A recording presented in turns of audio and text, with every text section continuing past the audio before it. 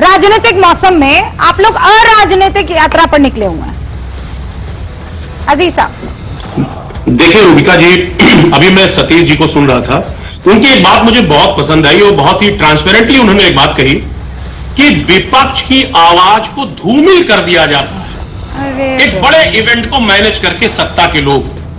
सच ये नहीं है कि वो काम करते हैं, सच ये है कि इवेंट को मैनेज करके वो विपक्ष की आवाज को दबाने की कोशिश करते हैं और धूमिल करने की कोशिश करते हैं। मैं सहमत हूं, लेकिन एक बात आप जानिए, इस बार 2024 का जो चुनाव है वो बहुत ऐतिहासिक चुनाव होने जा रहा है, बहुत इंटरेस्टिंग चुनाव होने जा रहा है। वो कई मायने में आप देखिए ना कि एक तरफ झूठ बोलने वालों की एक बड़ी फहरिस्त है, दूसरी तरफ यही मासूम जनता।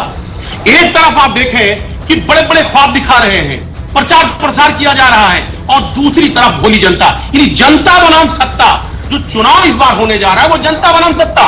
ये कितना भी इवेंट मैनेज कर ले, एक बात, दो तीन बात बड़े इंपॉर्टेंट जो मैं करना चाहूंगा कि साहब ये कह रहे हैं कि हम डिलीवरी देते हैं। आप क्या डिलीवरी देते हैं? आप भ्रष्टाचार के नाम पे ये डिलीवरी देते हैं कि लगातार आप कहते थे हम डिजिटलाइजेशन को मैंने बढ़ावा दिया, एक क्लिक में आपके सामने सारी चीजें होंगी। आप देखिए सुप्रीम कोर्ट में लगातार मुकदमा चलता रहा, आप SBI में आपकी इजाजत से ही मुझे ब्रेक लेना होगा सर। आपके शफीकुर रहमान वक्त तो साहब अब रहे नहीं, कितने महान बोल थे उनके। तो ऐसे ऐसे बहुत लोग हैं आप में। आजम खान कभी बाहर रहते, जेल में नहीं रहते, तो देखते कि रोज कुछ ना कुछ निकलते रहता। अजीज ऐसे इनके यहाँ तो कलाकार भरे हुए हैं, तो हमें कोई दिक्कत नहीं। वाली राजनीति ऐसे कलाकारों से पहले भी कुछ नहीं दिया और इस बार भी नहीं देगी, ये सीधा चैलेंज अजय आलोक कर रहे हैं। देखिए रूबिका जी, जैसे वो एक हिंदी में शब्द है स्वयंभू, ये स्वयं ही अपने आप को विश्वगुरु साबित किए दे रहे हैं। दुनिया नहीं कह रही है तुम विश्वगुरु, ये अपने आप में कह रहे हैं मैं विश्वगुरु हूं। अरे भाई, खुद आप इतना बड़ा आप अपना तमगा मत अपने ऊपर ले लो। देखिए एक बात आप जान लो, अभी कह रहे एक तरफा चुनाव है। कौन कह रहा है एक तरफा चुनाव है? साहब वोटर साइलेंट है। आप ये मत सोचिए 17, 14, 19, 22, और ये घमंड मुझे लग रहा बहुत मुनासिब नहीं है, क्योंकि बड़े बड़े घमंड टूटे हैं और जनता ने तोड़े हैं। आपने जो वादा किया था जनता से, वो आपने पूरा नहीं किया। अब इवेंट मैनेज करके अगर आप चाहते हैं कि जनता को फिर से आप बरगला ले जाएंगे, एक बात जानिए, वोटर साइलेंट हो चुका है। वोटर साइलेंट है, सिर्फ बीजेपी के लोग चिल्ला रहे हैं, सिर्फ नेता चिल्ला रहा है 400 पार। मैं कह रहा हूं 100 पार होना मुश्किल हो जाएगा।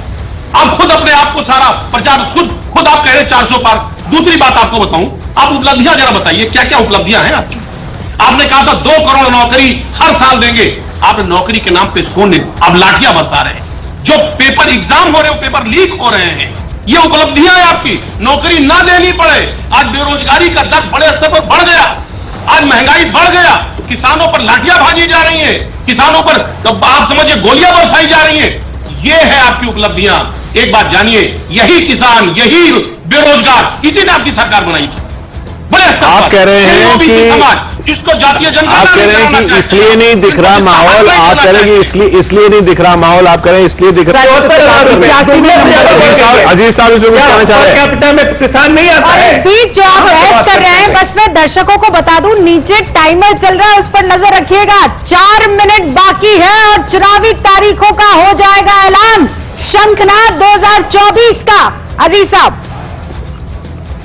जी, रूबिका जी, अभी मैं सुन रहा हूं अजय आलोक जी कह रहे हैं हर काम पहली बार हुआ है। निश्चित तौर पे पहली बार हुआ है। मैं एडमिट करता हूं, वर्ल्ड हैप्पीनेस इंडेक्स, इसको देखा है 146 देशों की जो मॉनिटरिंग हुई है, उसमें 2013 में अजीज साहब, आपसे माफी चाह रही हूं इसलिए क्योंकि आप फुल फ्रेम चुनाव आयोग की प्रेस कॉन्फ्रेंस की तस्वीर काटनी होगी। अजीज भाई, अरे अब तो लंबा टाइम है ना हमारे पास बहस का। ये देखिए वो पल, अब सारे के सारे अधिकारियों ने अपनी अपनी कुर्सी ग्रहण कर ली है।